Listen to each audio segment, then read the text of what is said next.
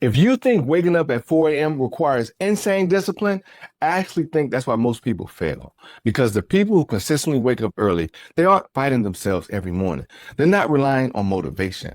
They're not superhuman. They've simply built systems that make waking up almost automatic. And that's exactly what I want to show you today.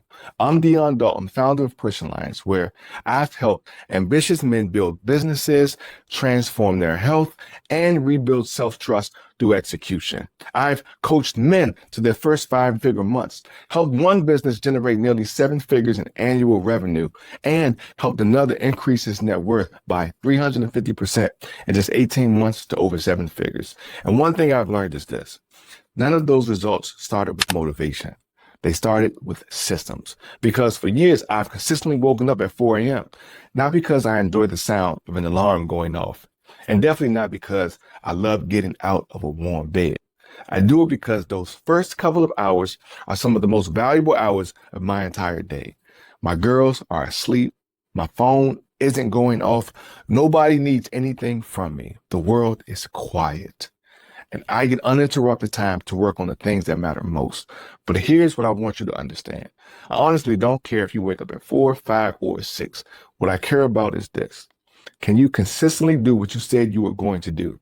Because that's the real skill. Waking up early is simply one way to train it. So today I'm going to show you the exact systems I've used to wake up at 4 a.m. consistently without hating my life and without relying on motivation. But first, I want to bust up the biggest myth about waking up early, which is that most people think waking up at 4 a.m. is the hard part.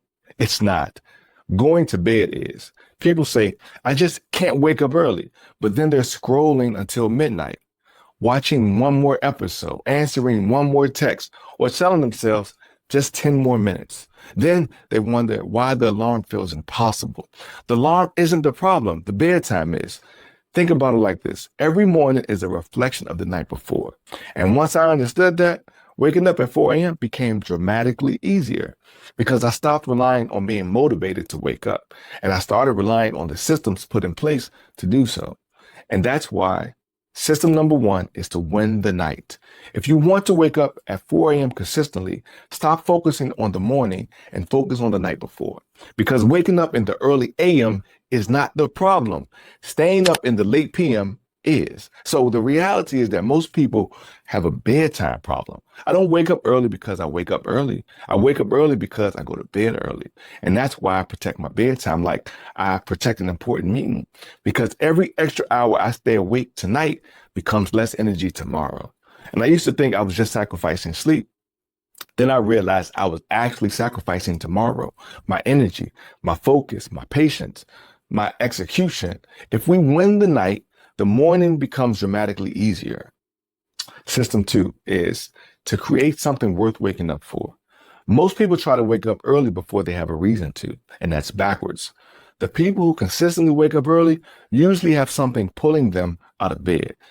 So think about it, right? If I woke you up at 4 a.m. to clean my house, you probably wouldn't be excited. But if I woke you up at 4 a.m. because we were catching a flight to South Beach, you'd probably beat me to the car. The time didn't change, right? The reason did. For me, that's building my business. That's training my body and preparing educational lessons for my daughters. Those morning hours are uninterrupted. Nobody needs anything from me. And because I know exactly what I'm waking up for, getting out of bed feels like an opportunity instead of a punishment. And if you're struggling to wake up early, ask yourself, what are you waking up for? Because purpose gets out of bed much easier than willpower. And that brings us to system 3. We want to make failure expensive. Most people hit the snooze button because nothing happens when they do. There's no consequence. So you must create one. Tell a friend you'll send them a picture from your kitchen by 4 or 5 a.m. And if you don't, you owe them $100 or 50 burpees or something painful enough that you'd rather get out of bed. Human beings avoid pain faster than we pursue pleasure. Use that to your advantage until discipline becomes your default. Borrow accountability. And sometimes the fastest way to build discipline is to make excuses more painful than action. System 4. We want to build a shutdown routine. And most people don't have a bedtime. They just eventually stop being awake. And that's why I have a shutdown routine. On nights my girls aren't at tennis practice, we read an Aesop's fable story together. It's become something all of us look forward to. It's our signal that the day is coming to an end. Your routine might be reading, stretching, prayer, journaling. The activity does not matter. The signal does, because your body performs better when it knows what's coming next. When your evenings become calmer, your mornings become easier. Systems reduce decisions, and fewer decisions mean fewer opportunity to negotiate with yourself. Next is system number 5. We want to remove the escape route, because every morning your brain starts negotiating. 5 more minutes. Start tomorrow. It's not a big deal. So don't trust your morning self. Design your environment the night before. For me, my phone stays in the bathroom, not beside my bed. That forces me to physically get out of bed to turn off the alarm. And once my feet hit the floor, the hardest part is already over. I've already won the first battle of the day. Don't make the right decision harder than it needs to be. And don't make the wrong decision easier than it needs to be. System 6, train your impulse control. This is the system that ties everything together, because waking up at 4 a.m. isn't really about alarms. It's about impulse control. When the alarm goes off, 2 voices show up. One says, stay comfortable, relax. The other says, keep your promise. That's the same battle you fight in fitness, in business, in relationship. Every meaningful goal requires you to say no to something you want right now, so you can say yes to something you want even more later. And if you can't tell yourself no, you'll never consistently be able to tell yourself yes. The people who achieve big goals aren't always smarter. They're simply better at choosing what they want most over what they want right now. Every morning you get up when you said you would, you collect another piece of evidence that you follow through, that you keep your word, that you can trust yourself. And I'm going to add one more bonus system because it's important, which is to build a supportive environment.